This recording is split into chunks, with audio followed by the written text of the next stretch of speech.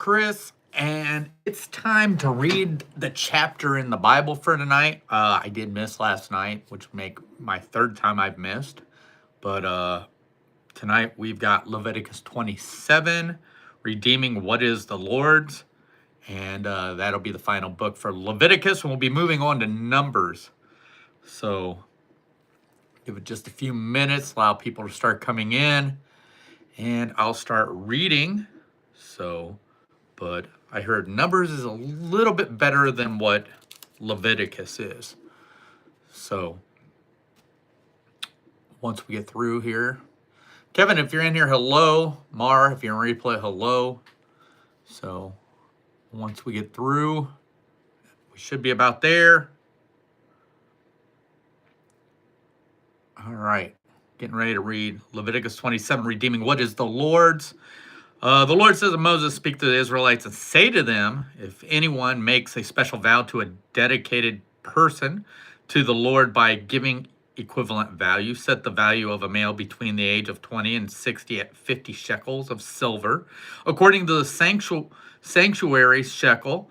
And if it is a female, set her value to 30 shekels. If it is a person between the ages of 5 and 20, set the value of a male 20 shekels and a female at 10 shekels.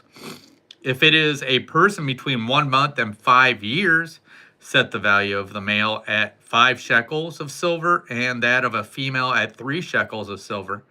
If it is a person 60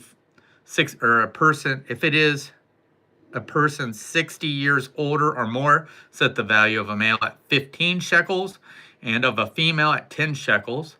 If anyone making the vow is too poor to pay the specified amount, he is to present the person to the priest, who will set the value for him according to what the man making the vow can afford. If what the vow is an animal that is acceptable as an offering to the Lord, such as animal giving to the Lord becomes holy, he must exchange it or substitute a good one for a bad one, or a bad one for a good one. If he should substitute one animal for another, both it and the substitute become holy. If what he vowed is a ceremonially unclean animal, one that is not acceptable as an offering to the Lord, the animal must be presented to the priest, who will judge its quality as bad or good. Whatever value the priest then sets, that is what it will be. If the owner wishes to redeem the animal, he must add a fifth to its value. If a man dedicates his house as something holy to the Lord, the priest will judge its quality as good or bad. Whatever value the priest then sets, so it will remain. If the man who dedicates his house redeems it, he must add a fifth to its value, and the house will again become his. If a man dedicates to the Lord part of his family land, its value is to be set according to the amount of seed required for it. 50 shekels of silver to a homer of barley seed. If he dedicates his field during the year of Jubilee, the value has been set remains. But if he dedicates his field after the Jubilee, the priest will determine the value according to the number of years that remains until next year of Jubilee, and its set value will be reduced. If the man who dedicates the field wishes to redeem it, he must add a fifth the value, and the field will again become his. If, however, he does not redeem the field, or if he has sold it to someone else, it can never be redeemed. When the field is released in the Jubilee, it will become holy, like a field devoted to the Lord. It will become the property of the priests. If a man dedicates to the Lord a field he has bought, which is not part of his family's land, the priest will determine its value up to the year of Jubilee, and the man must pay its value on that day as something holy to the Lord. In the year of Jubilee, the field will revert to the person from whom he bought it, the one whose land it was. Every value is is to be set according to the sanctuary shekel, 20 gerah to the shekel.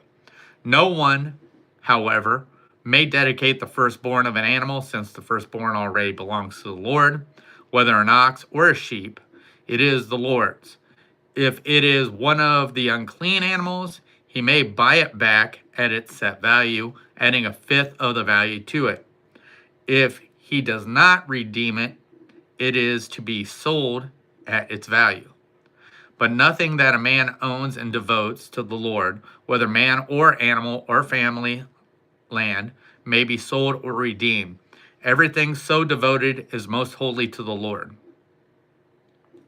No person devoted to destruction may be ransomed. He must be put to death.